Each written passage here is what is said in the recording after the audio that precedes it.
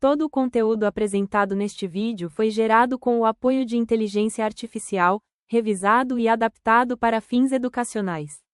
Olá, bem-vindos a mais um Mergulho Profundo. Hoje a gente vai direto na base de tudo, né? Teoria da Constituição e os princípios fundamentais aqui do Brasil. O material que a gente analisou cobre desde o que é uma Constituição até os pilares da República, ali nos artigos 1º a 4º. A nossa missão aqui é entender essa estrutura essencial do direito constitucional, rápido e direto ao ponto. Ok, então vamos lá. Para começar, o que exatamente é uma Constituição? Parece simples, mas tem várias maneiras de olhar para isso, né? Exatamente, não é uma coisa só. A gente pode pensar em pelo menos 3 grandes ideias que até se complementam, sabe? Primeiro, tem a visão sociológica, do La Salle. Para ele, a Constituição real, a que vale mesmo, é a soma dos fatores reais de poder. Tipo, quem tem força na sociedade.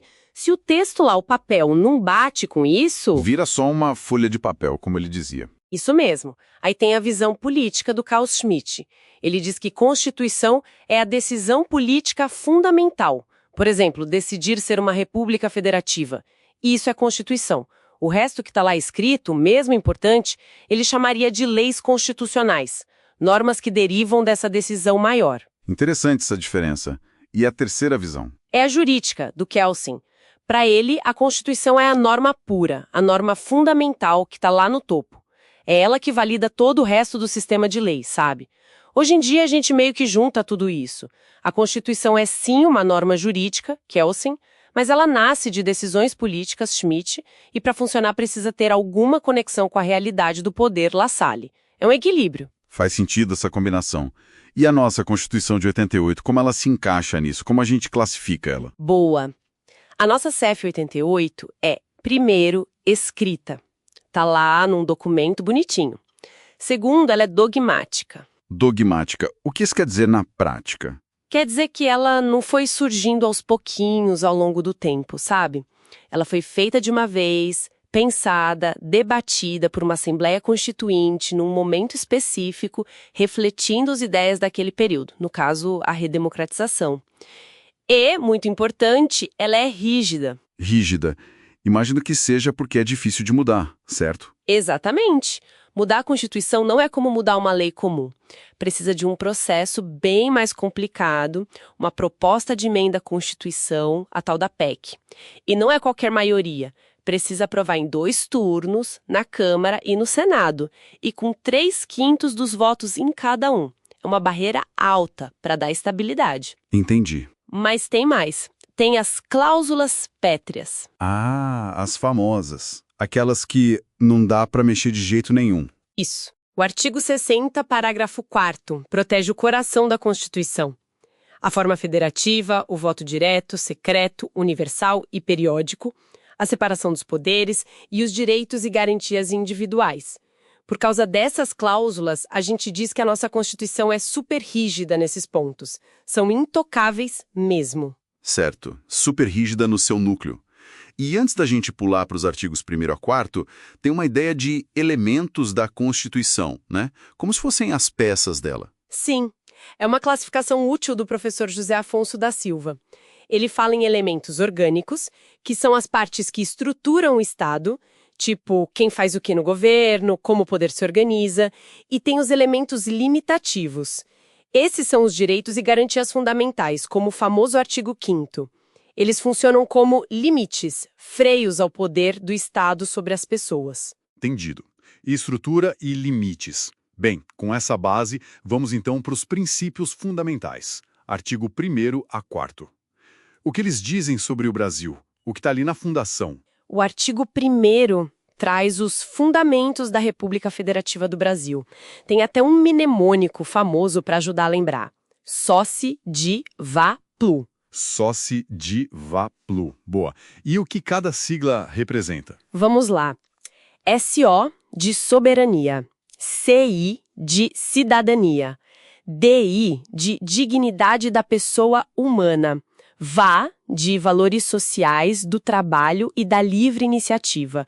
E PLU de pluralismo político. E aqui um ponto crucial. A dignidade da pessoa humana não é só mais um fundamento, é vista como o valor máximo, o centro de todo o nosso sistema jurídico. Tudo gira em torno dela. Importantíssimo destacar isso. Dignidade como centro.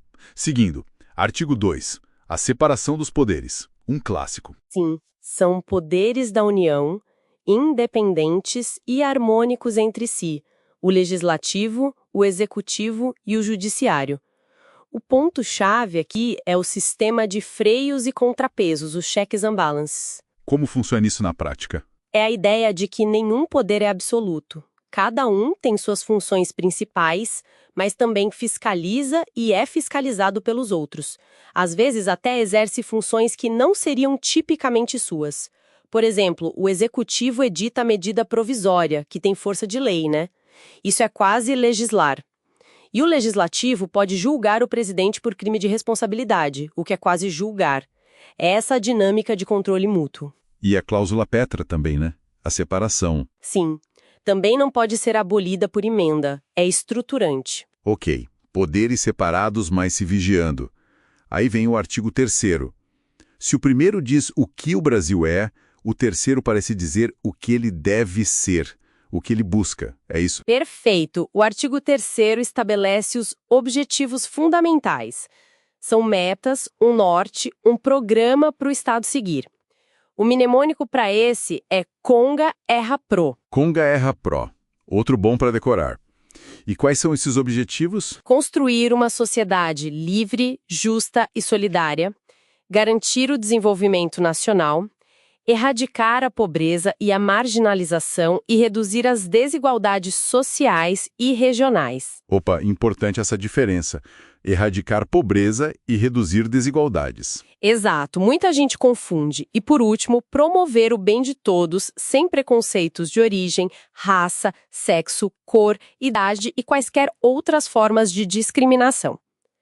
São objetivos bem ambiciosos, um projeto de país. Com certeza. Para fechar esse bloco inicial de princípios, o artigo 4º, que fala das relações internacionais. Como o Brasil se coloca no mundo. O artigo 4º lista os princípios que devem guiar nossa política externa. Tem vários, mas alguns chaves são independência nacional, prevalência dos direitos humanos, olha eles aí de novo, super importantes, autodeterminação dos povos, não intervenção, e tem o parágrafo único que fala especificamente da busca pela integração econômica, política, social e cultural dos povos da América Latina. Isso dá base para coisas como o Mercosul, por exemplo. Excelente. Então, recapitulando rapidinho, a gente viu o que é Constituição por diferentes ângulos, como a nossa de 88 é classificada, escrita, dogmática, rígida e até super rígida, seus elementos de organização e limite e os pilares fundamentais, Sociedivá Plurus fundamentos, a separação de poderes com seus freios e contrapesos, os objetivos Conga Erra Pro e os princípios que guiam o Brasil no cenário internacional.